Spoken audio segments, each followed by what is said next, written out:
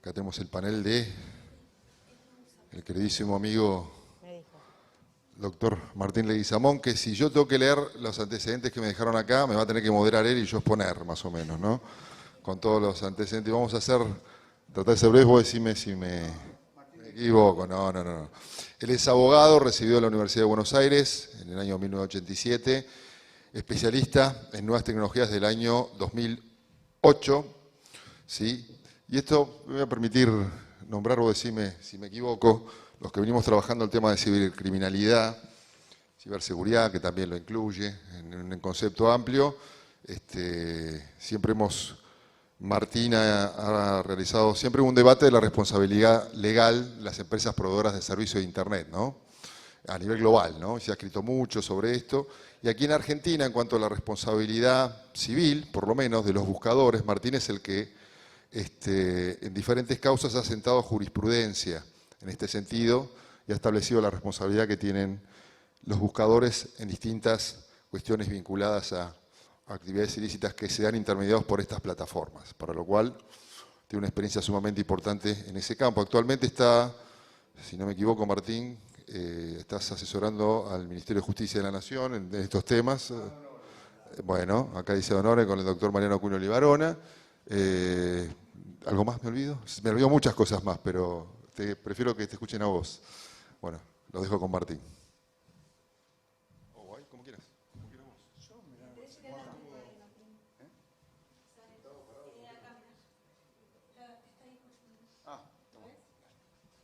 No me robes el trabajo.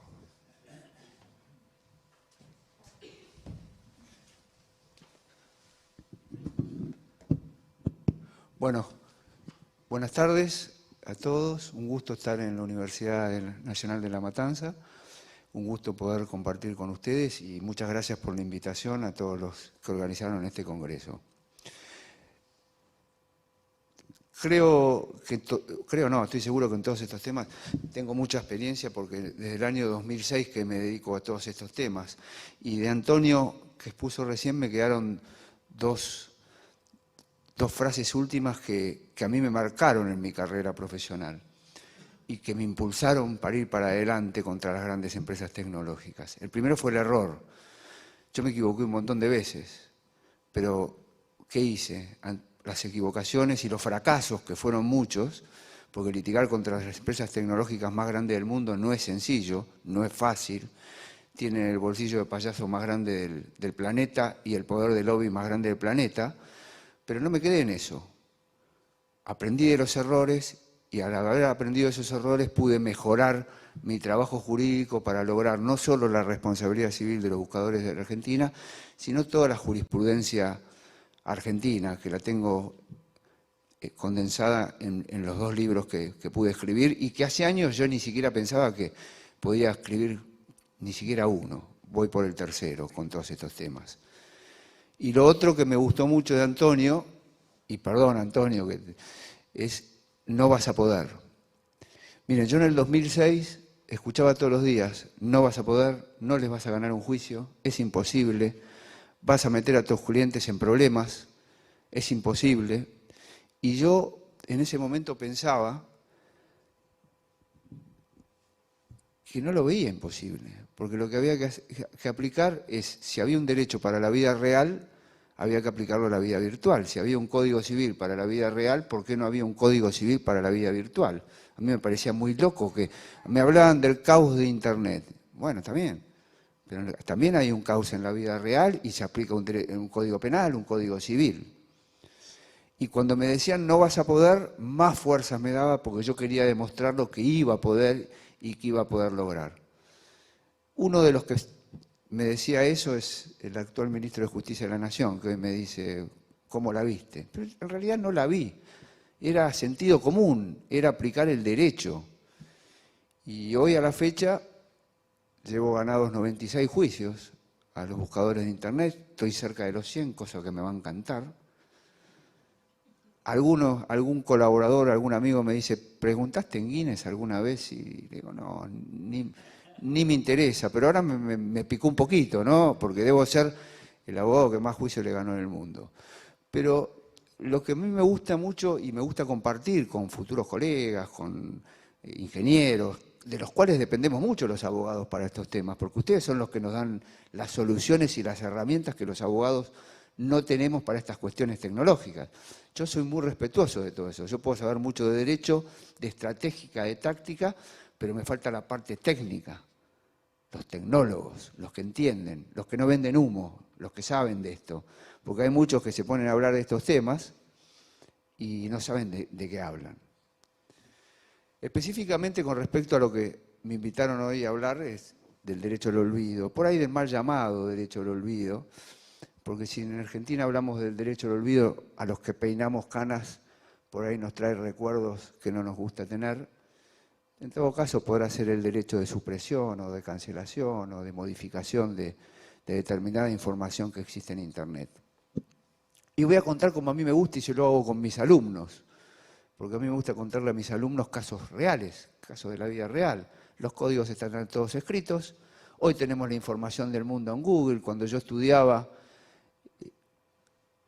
mi Google era un lo sé todo, que eran 7 libros que nos venían a mi casa a tocar, o a las casas tocaban el timbre y nos vendían 7 enciclopedias, o sea, 7 libros que eran inolvidables porque iban del verde del oro, pasando por el color negro caqui a rosa estridente. Ese era nuestro Google y ahí teníamos la información del mundo para trabajar. Hoy tenemos una herramienta fantástica, es realmente bárbaro, apretamos un botón y tenemos la información del mundo en tiempos reales, una herramienta que realmente es admirable, hasta nos sirve para la profesión. Yo muchas veces estoy en tribunales, necesito algo, me meto en el celular y tengo la información en el celular. Hoy podemos ver los expedientes por el celular. Ya ni siquiera me acuerdo dónde queda tribunales, pese a que me encantaba caminar por tribunales y tomar café y gastar suelas. Yo creo que el derecho al olvido, que tiene su origen, para no aburrirlos, en España, justamente con el caso Costeja, justamente cuando en Argentina se estaba por resolver el tema de la responsabilidad civil de los buscadores de Internet, que se resolvió en el año 2014, estableciendo la responsabilidad subjetiva de los buscadores de Internet. ¿Qué significa esto? Intimado al buscador a desindexar determinada información, si no lo hace con la debida diligencia, a partir de ahí nace la responsabilidad civil y la obligación de indemnizar a la víctima. Creo, para mi gusto, y por eso mi libro está titulado Responsabilidad Civil de los Buscadores de Internet, el camino a la responsabilidad objetiva, que es muy injusto establecer este tipo de responsabilidad, porque ese tipo de responsabilidad obliga a la víctima a que todas las mañanas, después de que Google, Yahoo, Bing o el buscador que ustedes les guste, ver si esa información sigue indexada o no, para tener que avisarle al señor Google que la tiene que desindexar, y así de por vida. Yo creo que el criterio de responsabilidad que hay que aplicar es objetiva, por la teoría del riesgo. Ellos inventaron un algoritmo. Hace 20 años, cuando yo empecé, decían que no lo podían dominar y los jueces se lo creían. Cualquier ingeniero que está acá se debe estar matando de risa, porque no es una herramienta neutra. Está claro que el algoritmo no es neutro. El algoritmo lo usan para generar ganancias para su empresa. Y esto está bien. Yo no lo cuestiono. Muchos años me tildaron como el abogado anti-Google. No, me encantaría ser el señor Google. Y seguramente no estaría ahora, estaría en una playa tirado, panza para arriba, tomando sol. Pero no lo soy. Y me parece una herramienta fantástica, bien utilizada. Cuando es mal utilizada empiezan los problemas. Con las mujeres, con los chicos. Les aclaro que soy un ultradefensor de los derechos de las mujeres y de los niños, que son los más perjudicados con las nuevas tecnologías. Creo que el derecho al olvido es un derecho fundamental que nació con el caso Costeja. Creo que es un derecho humano, no tengo ninguna duda que está dentro de los derechos humanos. Y así como afirmo que es un derecho fundamental, también sostengo, y lo digo en mi libro, el último, que no es un derecho absoluto, como no existe ningún tipo de derecho absoluto. Cuando yo escucho a los directivos de las empresas que vienen y me hablan, pero se ataca la libertad de expresión, ¿y desde cuándo la libertad de expresión es un derecho absoluto? No lo es. En una contienda judicial hay que ponerlos en una balanza y deben ser los jueces quienes deben establecer si prospera el derecho al olvido o no. ¿Qué es el derecho al olvido? Calculo que muchos lo deben saber, es la facultad o el derecho que tiene una persona de pedir a una empresa tecnológica, un buscador, que desindexe determinado resultado de búsqueda porque ha perdido interés periodístico, informativo, no es de interés público y luego de determinado tiempo y afecta la honra y el honor de esa persona y le impide crecer en la sociedad. Se deben dar estos requisitos. Por eso no es automática la aplicación del derecho al olvido. Deben ser claros que se cumplan estos requisitos para que proceda la aplicación del derecho al olvido. ¿Y en qué casos no procede, en mi criterio? Jamás debe proceder por cuestiones políticas, cuestiones de corrupción, cuestiones de delitos cometidos contra menores, explotación sexual de menores, cuestiones cometidas o delitos cometidos contra mujeres, cuestiones que involucren de difamaciones graves o de manifiesta discriminación, ya sea racial o religiosa. Ese tipo de cuestiones nunca pueden entrar dentro de la aplicación del derecho al olvido. Y soy del criterio y tengo la certeza que lo debe aplicar un juez. Cuando salió el caso Costeja, ¿qué le obligaron en la Unión Europea a hacer a Google? A crear un formulario de aplicación del derecho al olvido. Y ese formulario que dice, y acá quiero hacer una diferencia muy importante para que entiendan dónde iba mi cuestionamiento a los buscadores de Internet, porque yo me he cansado durante mucho tiempo de escuchar a colegas que vienen a hablar de estos temas y ni siquiera se tomaron el trabajo de leer un fallo y de distinguir que es un resultado de búsqueda de un contenido original creado por un tercero. Durante años yo escuché que muchos colegas, vendiendo humo como les gusta, que decían que los buscadores de Internet no pueden ser responsabilizados por los contenidos creados por terceros. Vaya novedad. A mí nunca se me ocurrió eso. Si me ocurría eso, sería un marmota. O sea, ¿cómo voy a pensar que a Google, ahí a Huawei o al que se les ocurra lo van a tener que condenar por un contenido que creó un tercero? Ahora, ¿cuál es el problema? El problema es cuando el algoritmo busca. ¿El algoritmo qué hace? Busca, tiene un robot, busca palabras claves. ¿Y qué busca? No busca todas las palabras claves, busca las que les interesa, las que estén primero en sus resultados de búsqueda. Indexa lo que le interesa para sus ganancias económicas. Lo que reitero, está muy bien, pero cuando ocasiona daños a terceros ajenos al buscador, se produce el problema. Entonces, tenemos el creador original del sitio del contenido. Y cuando Google lo decide indexar en sus resultados de búsqueda a través de un extracto de 3 renglones que puede aparecer Leguizamón, abogado corrupto, es la muerte misma o cualquier otra cosa. Me pasa muy seguido hoy que yo estoy atendiendo casos de supuestos abusos sexuales que no existen, sin denuncia penal, y es la muerte misma. Yo se los puedo asegurar que es la muerte misma para la persona. Tengo un caso de un chico que ni siquiera tuvo una denuncia. Le crearon un perfil anónimo y lo difamaron como un violador. Lo echaron de Coca-Cola, lo echaron de todos los trabajos y no se puede reinsertar todavía en el ámbito laboral. Y probado y acreditado que es falso, probado porque le atribuían un delito con una prima que no existe y que no tiene. Aclaro que cuando a mí me vienen a preguntar estos temas, lo primero que pregunto es, ¿hay denuncia penal? Si me dicen que sí, no lo tomo. Si me dicen que no, ahí analizo el caso. ¿Y por qué digo que tiene que resolverlo un juez? Porque en la Unión Europea pasa algo muy curioso.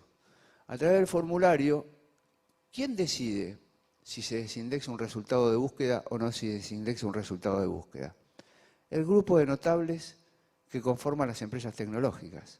O sea, el famoso grupo de notables, que para ellos son notables, deciden qué tipo de información va a seguir alojado en los resultados de búsqueda o no. Yo me pregunto y les pregunto a todos ustedes, ¿acaso eso no es atacar la libertad de expresión? ¿Acaso eso no es censura privada? ¿Por qué un señor va a decidir lo que yo puedo ver? Supongamos que yo me gusta ver cosas escatológicas o cosas.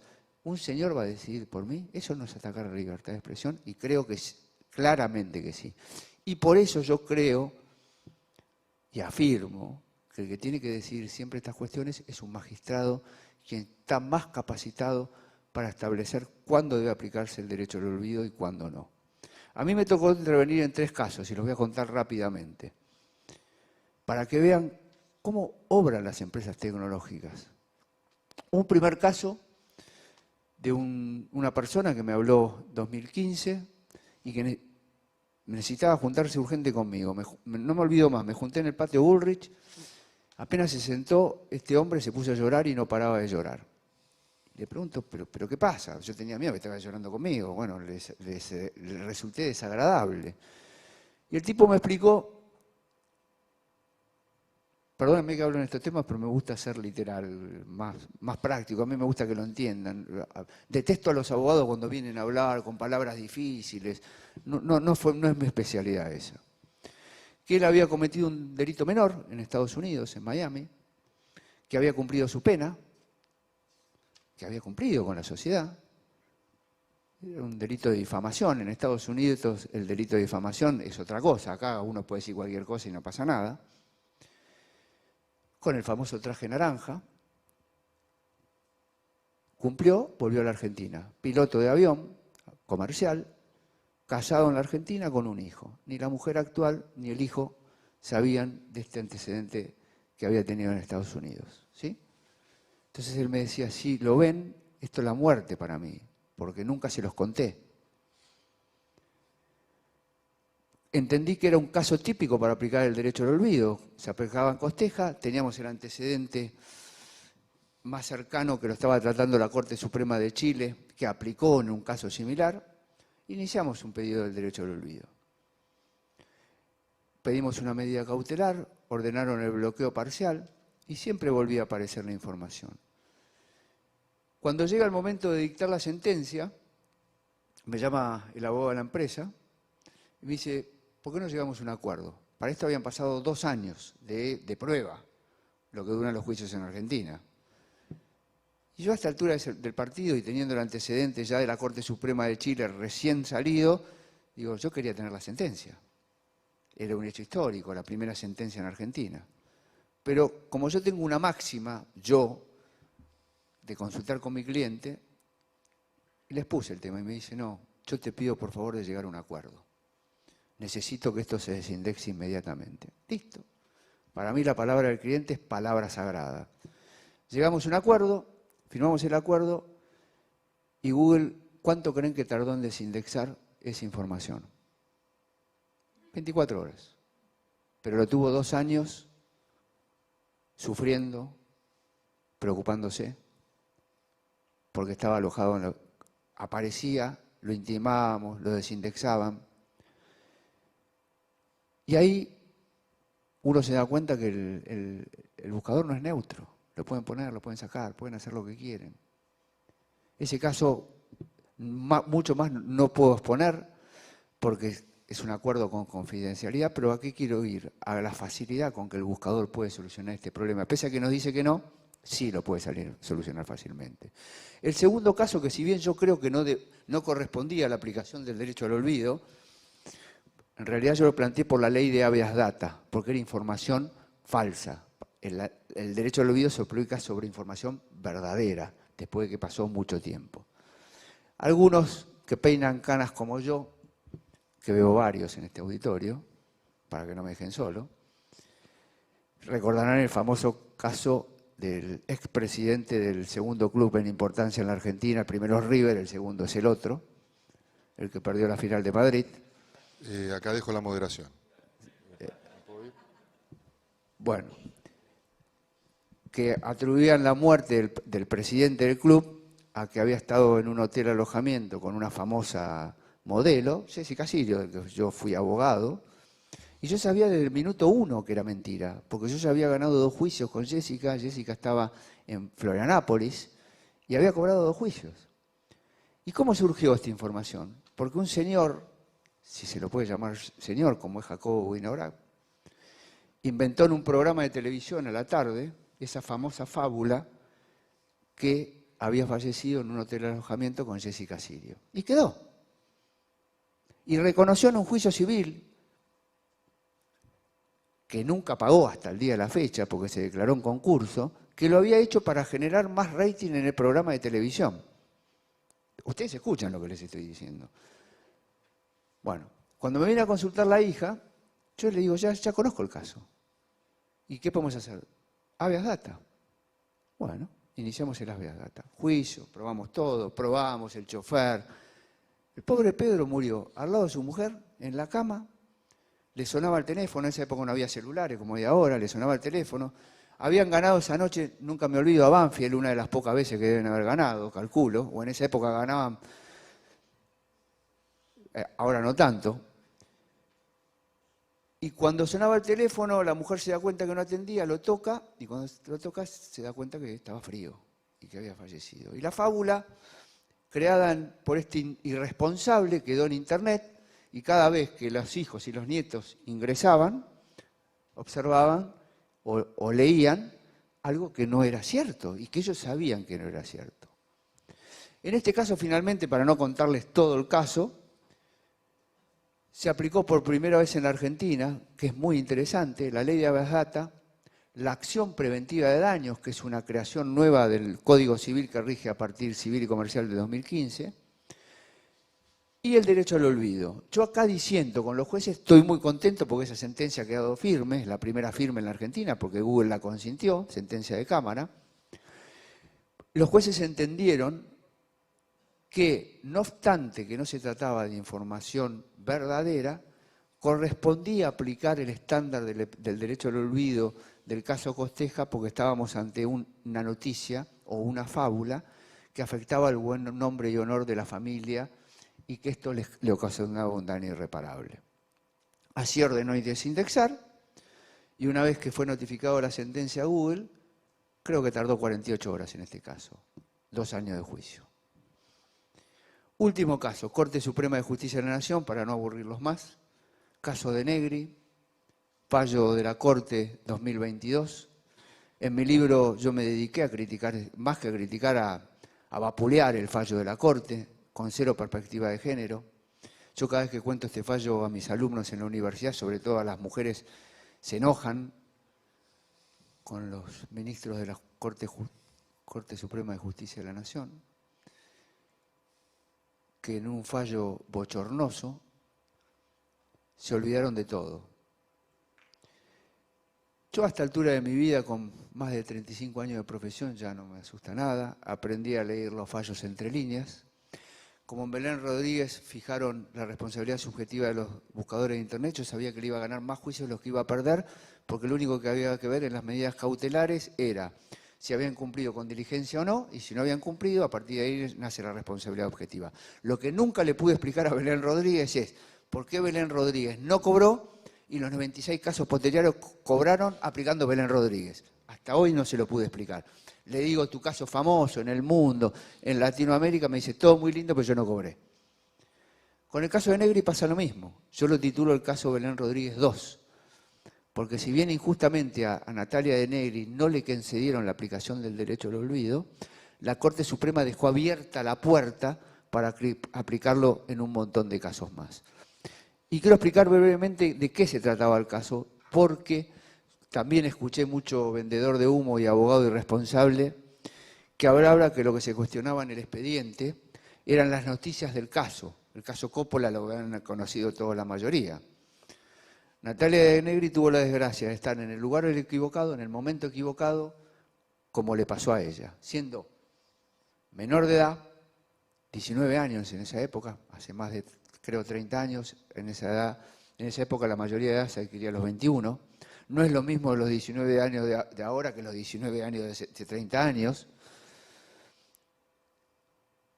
Injustamente es detenida, la llevan a Dolores, la tienen 3 días detenida hasta que consigue la excarcelación. Y cuando la excarcelan, la suben a un auto con los policías del caso. Muchos lo que no saben, los policías del caso, el juez, el secretario, todos terminaron presos. Por la labor del ministro actual de Justicia de la Nación, Mariano Cunha Olivarona, que demostró la verdad. Era una banda de delincuentes, y así lo dijo la justicia, comandada por un juez federal que tiene todo el poder en la Argentina, para perseguir a famosos. Y lo que se cuestiona, bueno, Natalia ha subido a un móvil policial con estos 2 policías, Diamante y Gerace, y de Dolores hasta el Canal 9, que en esa época creo Canal 9, no, Canal 2, perdón. Mauro Viale, el programa Mauro Viale. Exacto. qué era lo que tenía que decir, con quién se tenía que pelear, a quién tenía que insultar, porque si no le iban a plantar droga de vuelta y le iban a meter en cana de vuelta. Nosotros nunca discutimos en el expediente las noticias del caso. Lo que discutíamos era que había un extracto de un video de 1 minuto y medio donde estaban extractadas todas las peleas de Samantha, de Natalia, de Fernanda Villaverde, de la madre de Fernanda Villaverde, donde se pelean, se insultaban, se juraban lo peor. Yo les pregunto a cualquiera de ustedes, ¿ustedes creen que un programa de ese tipo podría aguantar hoy en día en la televisión argentina? Terminarían todos presos. Cero perspectiva de género, donde los hombres se reían o nos reíamos, yo era muy chico en esa época, de las mujeres y cómo se peleaban las mujeres. Un bochorno, impensado en esta época. Yo estaba convencido que iba a prosperar la aplicación del derecho del olvido en ese caso, porque lo que cuestionábamos era eso. Y los jueces hoy están obligados a fallar con perspectiva de género. Es obligación fallar con perspectiva de género. Mucho más cuando en la audiencia pública, que expusimos durante 1 hora y media, hay que estar 1 hora y media exponiendo y contestándole preguntas a los ministros de Justicia de la Nación, les aclaro que es una experiencia alucinante. Yo cuando lo revivo, pese a que no me fue bien con Natalia, pero me dejó la puerta abierta para un montón de casos que se va a aplicar, fue 1 hora y media de locura y de inconsciencia, porque yo tuve la suerte que Fernando Burlando me ayudó, me contó cómo debía enfrentar, cómo debía pararme, cómo debía mirarlos, cómo tenía que poner la posición de los pies, las manos, nunca bajar la cabeza. Y fue una experiencia inolvidable. Tal es así que yo había llevado mi ayuda a memoria, los tips para la exposición. Pero me dio tanta vergüenza sacar, porque digo, si estoy exponiendo ante los 4 ministros de la Corte Suprema de Justicia de la Nación, estoy jugando la final del mundo. ¿Cómo voy a sacar un papel para leer? Yo siempre, cuando estudiaba, marcaba, resumía y marcaba. O sea, cuando terminaba de resumir ya me sabía la mitad de la materia. La otra mitad no la estudiaba, me iba y me tiraba un piletazo, pero la mitad la sabía. Y la tenía remarcada. Entonces tenía mucha memoria geográfica, dónde estaba. Y cuando escuché al abogado de Google, sacó un papel y empezó a leer. Y en vez de decir algoritmo, dijo algorritmo. O sea, digo, ¿cómo puede ser que el tipo que defiende a la empresa tecnológica más grande del mundo no sepa que no se dice algoritmo, sino que es algoritmo? Una locura. Y cuando terminó de exponer, muy suelto de cuerpo, le dijo a los ministros, bueno, ahora estoy dispuesto a que si quieren me hagan preguntas. Claro que te van a hacer preguntas. A mí me tuvieron 1 hora y media haciéndome preguntas. Yo estaba convencido que el fallo iba a ser favorable porque había 4 cuestiones a discutir. Libertad de expresión, derecho al honor, derecho a la honra, perspectiva de género, consentimiento. 5. Pregunto, ¿consentimiento ustedes creen que hubo? Y si hubo, estaba viciado. Menor de edad, amenazada, el consentimiento debe ser libre. Libertad de expresión, ¿ustedes creen que hay libertad de expresión para ver un extracto de un video donde 5 mujeres se agreden, se pelean, se juran la peor de las calamidades? No. Pero mucho más cuando el juez de primera instancia y de la Sala H de la Cámara Civil establecieron una fórmula, que la única forma, porque nosotros no pedimos desindexar ese extracto, pedíamos que se impida el acceso a ese extracto, que es distinto. Desindexar es eliminar, impedir el acceso es no verlo. Y la fórmula era Natalia De Negri, Natalia Ruth De Negri o Natalia De Negri caso Coppola. ¿Qué significa? Si poníamos Maradona, Coppola, Diamante, Gerace, Bernasconi, Slagel, Falopa, lo que se les ocurra, aparecía ese extracto. ¿Afecta eso la libertad de expresión? No. Aquellos hombres que les gusta ver ese video, como parece que es a los ministros de la Corte Suprema de Justicia de la Nación, y no me preocupa decirlo porque lo digo en mi libro, y ya a esta altura de mi vida, más de 35 años de abogado, no tengo ningún problema en decirlo, que me parece un bochorno. ¿Y por qué me parece un bochorno? Porque concluyeron, sin ver el expediente causa Coppola 2 que estaba ofrecido como prueba y a su disposición, que no hubo consentimiento, que era amenazada, que debía decir lo que le indicaban los policías por indicación del juez federal Bernasconi, y concluyeron que impedir el acceso, ordenar la desindexación de ese extracto, de esos videos, significaba, uno, un ataque a la libertad de prensa y al derecho a la información. Dos, atacar la cultura nacional y el acervo de la cultura nacional. Si hay alguno que puede pensar que un extracto de un video donde 5 mujeres se dicen lo peor, levante la mano, porque creo que ninguno. Cultura nacional, eso, no puede conseguir ninguno. Y lo más gracioso, o lo más indignante, además de otras consideraciones que no vienen al caso, porque después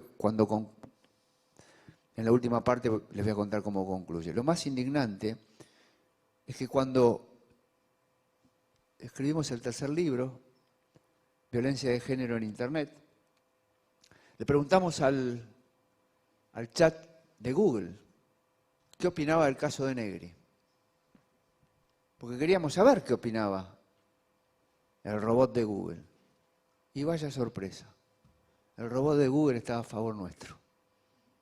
Entendió que el fallo era injusto, que no se había apreciado toda la prueba, que no se dictó con perspectiva de género, que se atacaba a la honra y al honor de Natalia de Negri. Natalia de Negri no quería borrar su pasado, ella no se avergüenza de su pasado. Ella lo que quería es que sus hijos puedan crecer en libertad, y más en un país como en Estados Unidos, que estas cosas son muy complicadas. Parece injusto aplicar el derecho al olvido. ¿Y saben qué es lo más grave también? Miren cómo los tres casos se relacionan. Aún con una sentencia supuestamente favorable, yo digo que Belén Rodríguez, si bien no prosperó la demanda, aplicaron la responsabilidad, era una victoria pírrica. También creo que es una victoria pírrica la de Natalia de Negri porque dejó la puerta abierta para la aplicación del derecho al olvido a infinidad de casos. ¿Por qué? Y concluyo para no aburrirlos. Considerando 23, habla de los algoritmos de las empresas, de la inteligencia artificial, de lo que se viene. Si lo que vimos hasta ahora es peligroso, ni hablar de lo que ya está, la inteligencia artificial. Y el fallo en el considerando 23 habla de los peligros de los algoritmos y cómo los algoritmos, que no son una herramienta neutra, conforme lo dice el propio abogado de Google, SIC, esto lo dice la Corte SIC, transcribió textualmente, puede permitir que en los resultados de búsqueda se encuentre información que pueda tener una falsa percepción de la persona auscultada. Y es lo que venimos tratando. Y concluye la Corte. Es muy importante o es imprescindible que esto sea tratado en el futuro. ¿Y por qué no lo trataron en este tema? Era un caso para lucirse. Era un caso específico para aplicar el derecho al olvido. ¿Cómo terminó esto? Hoy el video no está.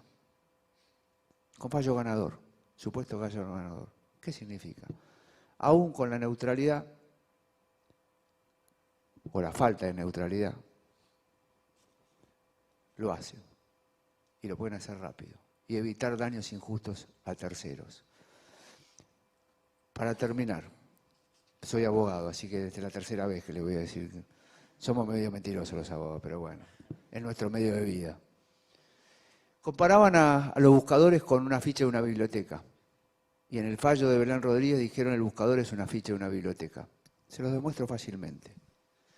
Los chicos, los más jóvenes, hoy se los voy a hacer más didáctico, porque ustedes están acostumbrados a las bibliotecas virtuales, no a las de mi época, que había un señor con un fichero, con anteojos generalmente, y un fichero, entonces pedíamos derecho penal y buscaba tiqui, tiqui, tiqui, derecho penal. Fichero y el libro que estaba en un estante. La Corte Suprema, para establecer la responsabilidad, dijo que correspondía asimilar la actividad de los buscadores de Internet como un fichero, porque eran el fichero que conducía al libro. Error gravísimo. ¿Quién hace la ficha del libro? El bibliotecario. ¿Y qué puede poner el bibliotecario? Martín Leguizamón, responsabilidad civil de los buscadores de Internet, y por ahí pone un contenido. Y por ahí, eso que puso el bibliotecario en ese extracto, que es el resultado de búsqueda del buscador, no aparece en el libro. Aparece otra cosa.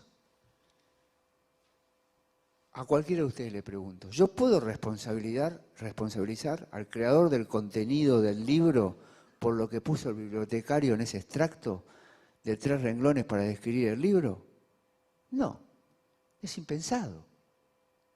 La responsabilidad es del bibliotecario, como tampoco puedo responsabilizar al bibliotecario por el contenido del sitio creado por el autor del libro. Bueno, todo esto hace años era impensado suponerlo. Por eso Antonio, hace muchos años yo escuchaba, no se puede, no se va a poder. Convencer a un juez. Yo me acuerdo la primera vez que logré la primera medida cautelar en Argentina, 6 de abril del 2006, le tuve que explicar al doctor Tres Guerras, que se estaba por jubilar y estaba poniendo los libros en una caja, de qué se trataba Internet cuando yo ni siquiera sabía lo que era Internet. Lo fui a chamullar directamente. Y me salió bastante bien, porque logré la primera medida cautelar y a la fecha llevo logradas más de 300. ¿Qué quiero decir con esto? Es una herramienta formidable, maravillosa, es lo mejor que nos puede pasar, bien utilizado. Mal utilizado, y es lo que me pide y por lo que acepté asesorar al Ministro de Justicia de la Nación, ad honorem, vuelvo a repetir, porque creo que debe haber marcos legales adecuados. Yo no hablo de regulación, no me gusta hablar de regulación. La palabra regulación me causa escalofrío. Marcos legales, como tiene la Unión Europea. Brindar a los usuarios y a las víctimas de los buscadores de Internet una herramienta rápida, sencilla y fácil, y evitando los abogados, y esto va en contra de mi trabajo, y esto lo repito en todos lados, evitando los abogados para solucionar esos problemas. Eso es lo que tener. Y con reglas claras, los buscadores van a saber, los buscadores, las redes sociales, porque hoy ya me aburrí de Google, hoy mi foco lo tengo en Facebook. Hoy mi enemigo íntimo son en Facebook. Me encanta. Les estoy haciendo un lío, me encanta. Sí, Google ya me aburrí, ya le gané muchos juicios. Entonces, van a tener las reglas legales claras. Saben a qué tienen que atenerse. Marcos legales adecuados, reglas claras, usuarios o víctimas debidamente protegidos. Muchísimas gracias.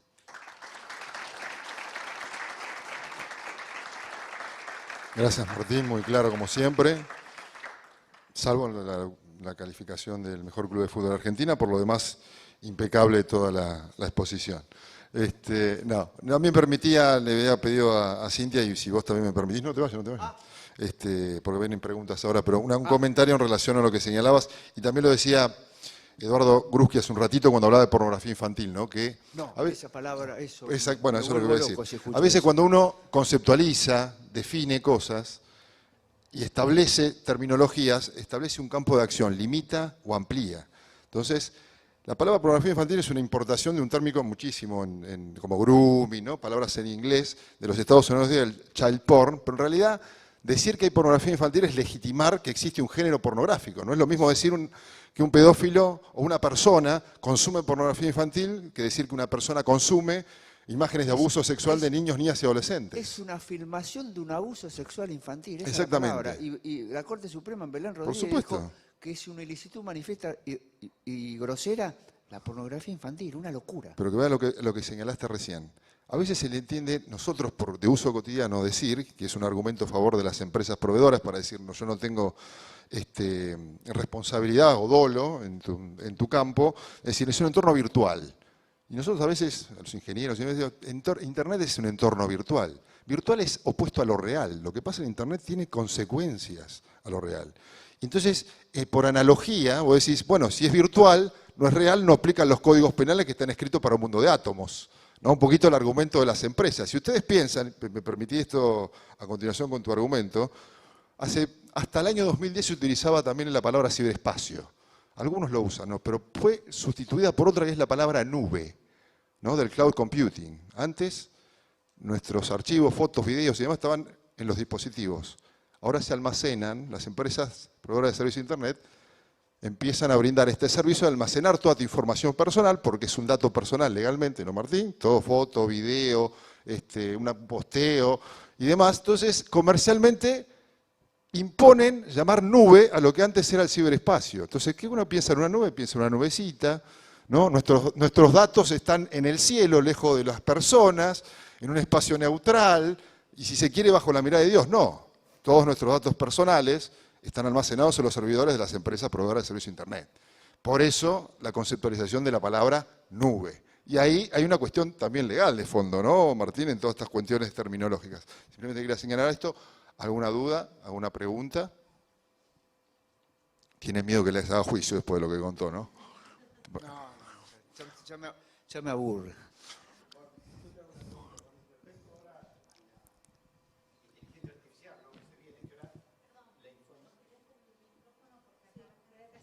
No puedo... Pásame eso.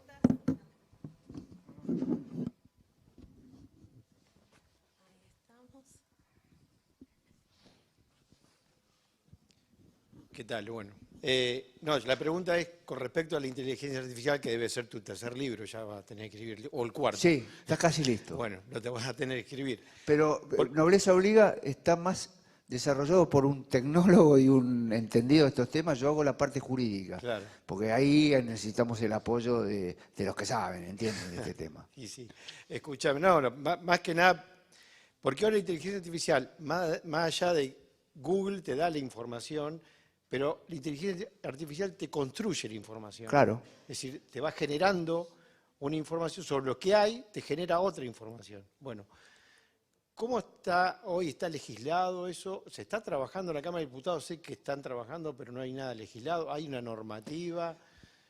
¿Cómo No, lo ves vos? actualmente no hay nada. Yo durante años vi pasar por el Congreso de la Nación proyectos y vi que invitaban a los CEO de las empresas a hablar.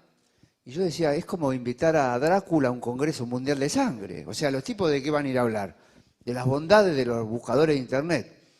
Y el otro día fui por primera vez al Congreso, me invitaron, fui con Marcelo Lozano, que es mi genio tecnológico, y los dejamos con los ojos abiertos, porque yo le expliqué la problemática. Yo le digo, por mi estudio, en 20 años pasaron infinidad, más de 300 medidas cautelares. Tienen que escuchar a la gente que está en el campo de batalla, que ve cómo es esto. Están muy interesados en el Congreso, de hecho me pidieron que trabaje en ese tema y ya me puse a trabajar, y está muy interesado el Ministro de Justicia de la Nación. Esto está medio trabado ahora, por cuestiones que se imaginarán.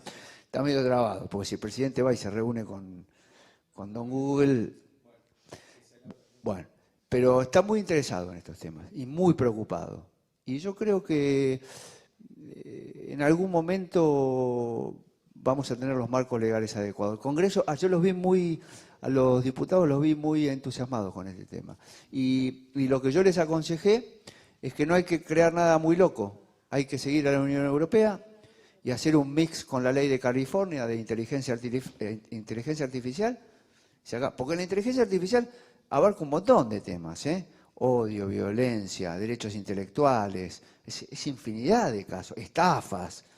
Hoy los delitos, y no se los voy a contar a ustedes, los delitos de la vida real mutaron a la vida virtual. Hasta un asesinato. ¿Alguien sabe si se puede cometer un asesinato por Internet? ¿Investigación? ¿Cómo? No, un asesinato. ¿En el metaverso? No. Si yo puedo cometer un asesinato por metiéndome en algún lugar, en un hospital, por ejemplo. Ah, sí, claro. Un ataque en infraestructura crítica como el funcionamiento de un hospital. Cambio la historia clínica, en vez de clocidor le digo que le tiene que dar y lo dejo pata para arriba, duro.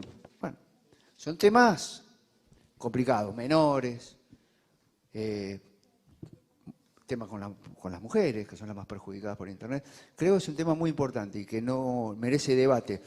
Hoy por hoy está parece que hay temas más importantes. Y algo que mencionó Marcelo, Gustavo. Gustavo. No, mejor Como sí, te diga mejor Cono Levarón a vos, ¿no? No, Gustavo, me confundí. Escucha, es que es muy importante y que no es menor, datos personales. Sí, claro. Todo esto es datos personales. Todo dato. La inteligencia artificial es datos que le brindamos nosotros. Y la inteligencia artificial no me va a dar lo mismo a mí que le va a dar a Gustavo o a Marcelo o a cualquiera de ustedes. Respecto de la inteligencia artificial, que no está regulado, ¿no?, al día de hoy, digamos, no se podría aplicar la responsabilidad subjetiva, pero ¿no podrían ser resueltos los casos por la responsabilidad objetiva? Yo no tengo ninguna duda. Para mí es claramente responsabilidad objetiva. Creo que es teoría del riesgo, deben asumir el riesgo. Si, por ejemplo, otra cosa que a mí me preocupa mucho es la responsabilidad penal de los directores de las empresas tecnológicas. ¿Cómo puede ser que no tengan responsabilidad penal? ¿Cómo puede ser que existan plataformas que están destinadas al delito? Todos nos cansamos de ver que por ahí por Marketplace, claro, dicen, yo soy un mero intermediario, yo pongo la plataforma. Claro, pero poné la plataforma para que el chorro se comunique con la víctima y termine en una desgracia. Es un tema que estoy estudiando mucho, con penalistas, obvio. Ya me dieron más o menos la solución, pero son un montón las problemáticas que hay que tratar. Pero aparte tenemos un problema que es mucho más grave. El derecho siempre estuvo atrás de los casos. Y en la tecnología, mientras la tecnología avanza a pasos geométricos, el derecho no avanza con la misma velocidad. Entonces vamos a tener que estar corriendo siempre detrás de la tecnología y lo que se invente en el futuro. ¿Listo? ¿Una pregunta? ¿Comentario? Espera un segundito, ahí te alcanzan el micrófono. ¿Y el hecho de que Meta recopile datos de los usuarios para su propia inteligencia artificial? Bueno, están vulnerando la ley argentina, claramente, por la recopilación de datos. Es un hecho que para mí no es menor y por eso creo que hay que modificar la ley 25326 de datos personales, tiene 20 años. Hoy vos sabés cuál es la multa más alta por violar la ley de datos, 400.000 pesos. Costo-beneficio. Violan la ley, pagan 400 lucas, aparte 400 lucas para el señor Google es Contraposición lo de mismo que los juicios. Yo el último juicio que gané, 5 palos. Pasarlo a dólar, ¿cuánto es? 5.000, ponele. ¿Cuántos clics son en cuánto? Es costo-beneficio. Martín, el reglamento europeo es un 3% la multa de la facturación bruta anual. Bueno, en Alemania está la ley contra el odio y violencia, hay multas previstas de 1 millón a 3 millones de dólares por día si no desindexan contenidos agraviantes. Pero eso es primer mundo. Lo que pasa es que si lo quieren aplicar acá, dicen, no, la libertad de expresión, el derecho a la información. Ya no se lo cree nadie eso. ¿Y los derechos de los demás? Cuando salió Threads estaba prohibido en la Unión Europea porque vulneraba un montón de derechos, según ellos, pero acá funciona normalmente. Es que somos un banco de pruebas la Argentina. Aunque no lo creas, somos conejitos de indias. Por algo vinieron a Argentina, vale todo.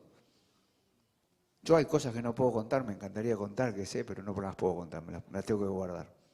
Pero son empresas salvajes, no miden las consecuencias. Quizás algún día más adelante, cuando sea más viejito, y ya me importa menos de lo que me importe hoy, lo cuente. ¿Una pregunta más? ¿Alguna pregunta más? ¿Estamos? Por ejemplo, le voy a contar, el fallo de Negri yo me enteré 10 días antes, por un periodista. ¿Es normal eso? Que te llame un periodista y te diga, ¿sabés que perdés? ¿Cómo que pierdo? Sí, estaba en la embajada de Estados Unidos y había una persona que estaba festejando el fallo. ¿Cómo festejando el fallo? Cliente mío, el periodista, ¿no? ¿Es normal eso? Bueno. Entonces, para no decepcionarlo, porque veo que pusieron todos cara, estamos perdidos. No estamos perdidos. Hay que leer los fallos. Cuando yo leí Belén Rodríguez sabía que iba a ganar más juicios. Cuando leí de Negri me di cuenta que iba a ganar más derecho al olvido que otros casos. Los fallos de la Corte son grises, dejan contentos a todos, son maquiavélicos. Dejaron la puerta para el derecho al olvido, la responsabilidad. Pero yo creo que todo esto va a llegar. Estos señores de la Corte no van a estar todo el tiempo ni eternamente. En algún momento va a venir un ministro de la Corte que diga, no, que piense con o que no sea influenciable y que piense que hay que aplicar otro tipo de responsabilidad, como hoy lo piensan. A ver, ¿hay alguno que piense que el algoritmo no es neutro en esta sala o en el mundo? Ni los chicos lo piensan eso, porque no lo podemos creer. Cualquiera de ustedes dice, mañana me voy a ir a Miami. Y a los 2 minutos le está empezando a aparecer los hoteles, las aerolíneas, si la arena está caliente o fría, si hay tiburones. ¿Y ustedes piensan que eso es neutralidad? No. ¿Vos me decís que las máquinas no van a poder pensar? Yo creo que Estoy sí, siendo pero, sarcástico. yo creo que sí, pero nunca como la inteligencia humana. No, por supuesto. Las máquinas piensan en base a la creación del hombre. Totalmente. Creo que la inteligencia humana es superior. A mí me dicen que en el futuro va a pasar. Yo creo que no. Ellos trabajan Comparto. sobre echar lo que está creado. ¿Estamos? A mí nadie me enseñó a crear una medida cautelar para ganarle a Google. La tuve que pensar yo. Sin duda. Bueno, Martín, Fernando, muchas gracias.